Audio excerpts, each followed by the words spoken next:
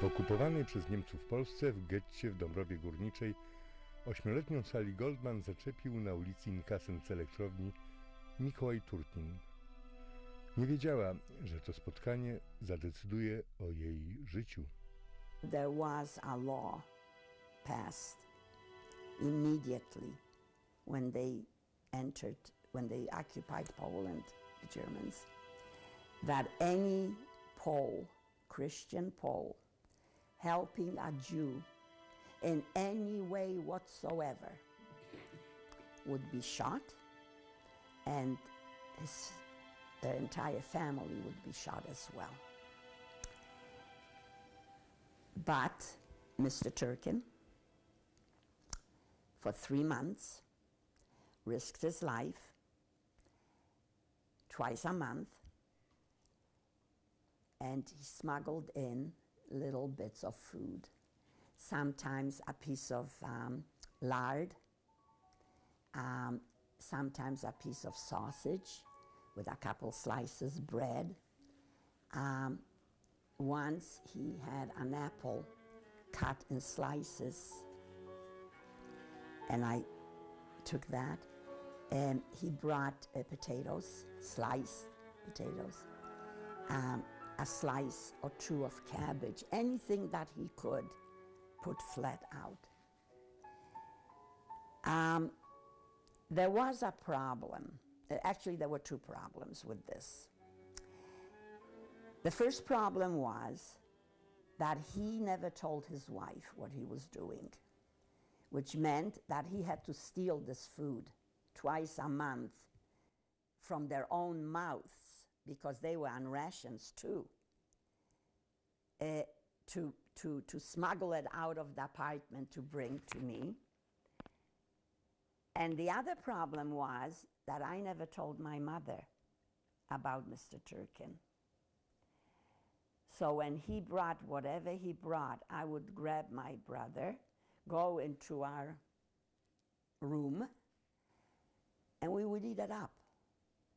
And I do believe that I threatened him that if he ever said anything about this, that he would never get anything.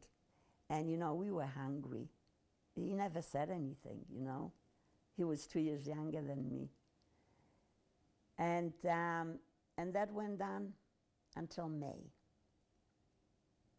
And in May, Mr. Turkin gave me a note, piece of paper, all crunched up like this. And he said that I have to give this to my mother. Well, it was very difficult, because this is when I had to tell her who this man was and what he was doing and how I met him and what he was giving me, the food, and oh, it was terrible. I remember this like as if it was today. And I got into a lot of trouble with her about this. They met twice only, once in May and once in June. And Mr. Turkin brought her the news that there are rumors that the ghetto is going to be liquidated, the Dąbrowa ghetto. And he proposed to her that when that happens, that he would like to take me, try and hide me, save my life, if it's at all possible. And when the war is over, she can come and get me. Very few Jewish women, very few Jewish mothers gave their children away, because A, they didn't trust the Poles, that they would keep their word. They were afraid. That's reality, that's how it was. And they rather take their children and keep them close with them. That's what what a mother's first instinct is. And I think that my mother was very unselfish, because she agreed. Mr. Turkin really made it very clear to my mother that whatever he is doing, at this moment his wife doesn't know about it, and it all depends also on her, if she will agree. And also he told my mother at that time that Mrs. Turkin, his wife, is a very devout Catholic woman. She has never had any contact with Jews. She was afraid of Jews. She was taught right from the time she was born not to trust Jews. He told her, he put his cards on the table.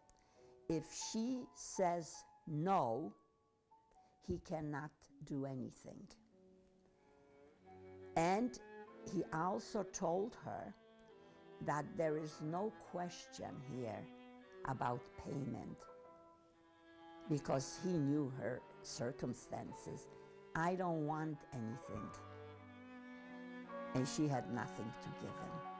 Gdy wieści o szybkiej likwidacji getta się potwierdziły, pan Turkin, nie będąc pewnym reakcji żony, zdecydował, że musi jej pokazać Sally.